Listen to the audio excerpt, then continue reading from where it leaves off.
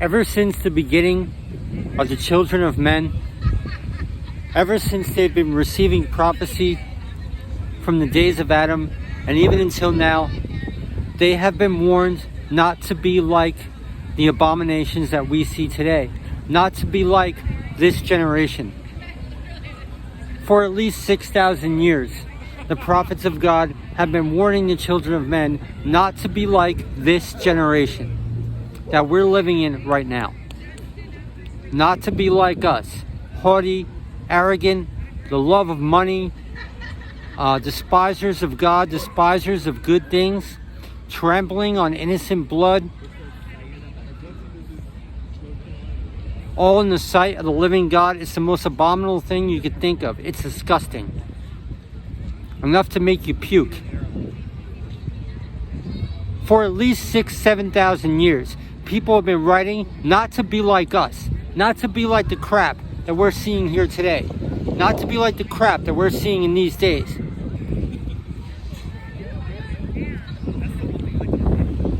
And God allows it to happen to see who is mourning,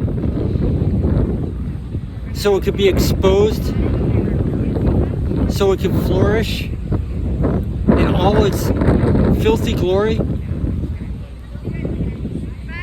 And I tell you the truth, when God drops his gavel, those who don't care will care. And that's a guarantee. You will care. And that's the point of this video, because we're going to take an insight of what God's judgment is going to be like on humanity. It's very sad. But I guarantee you, people will care about the things of the Lord. People will care about the reverence of the Lord. People will care about trampling over innocent blood on holy ground in the sight of the Lord. Surely many people have perished for less.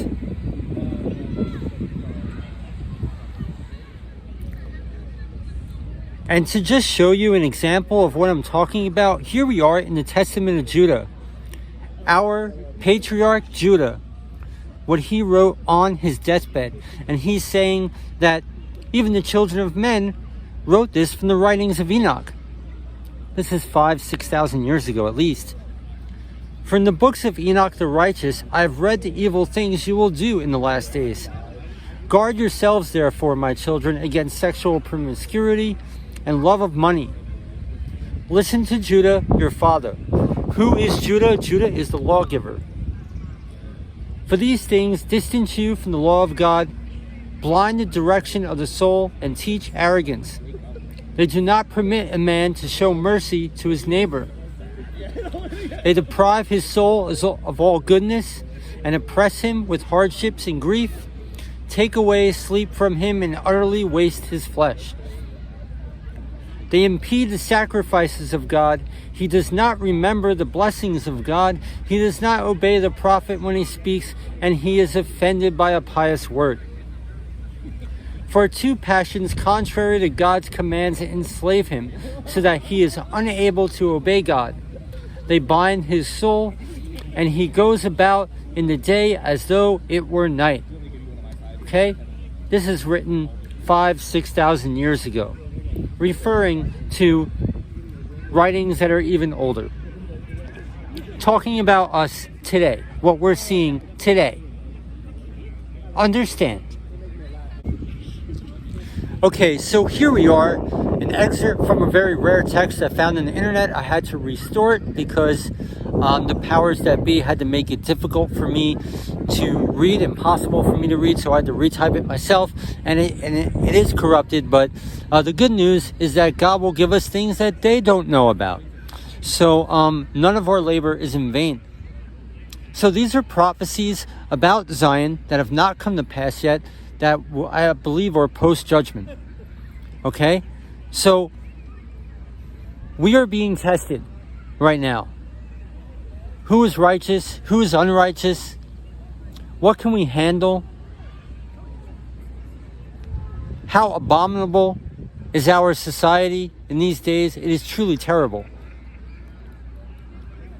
But I think we get a glimpse on the type of judgment that might be coming. Physical judgments. Okay, so this says, nevertheless, there had come a plague upon the land, which was grievous, for it did actively eat up the flesh upon the skin of those who were afflicted with it, and this also, that it was simply passed from one onto another by the contact of their skin.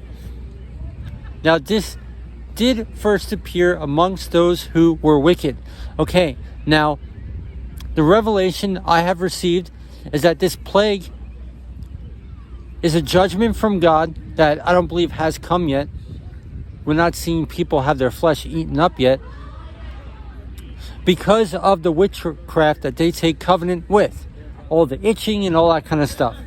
So if you're tormenting people, depriving them of sleep, depriving them of peace, and using witchcraft, and are associated with the enemy, probably by contact of the skin, these things are spiritual. And perhaps you might want to consider this type of plague falling upon you, that it will devour and flake up your very skin.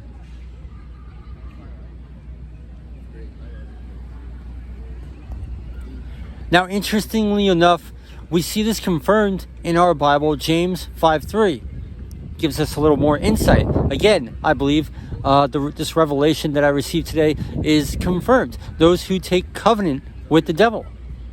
Your gold and your silver is cankered, and the rust of them shall be a witness against you, and shall eat your flesh as if it were fire. You have heaped treasure together for the last days. No different than we've been reading about in the Testament of Judah.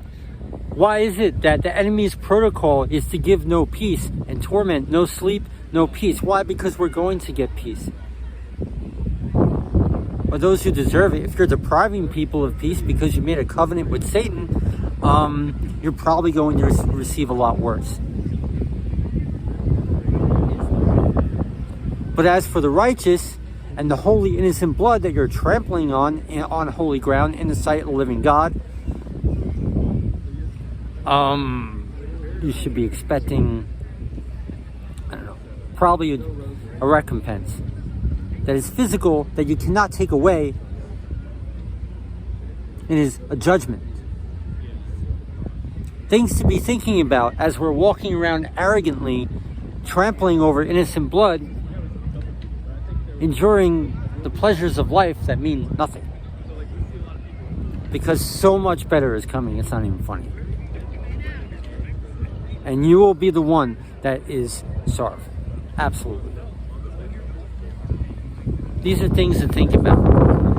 Ever since the sons of Adam have come into existence, they've been warned not to be like us. How does that make you feel? Do you even care? Because I guarantee you, you will care. One day you will care.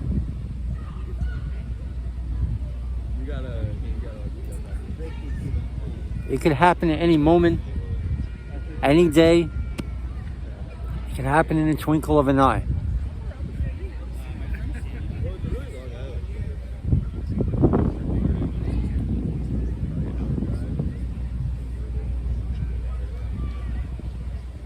Wake up, people. Wake up.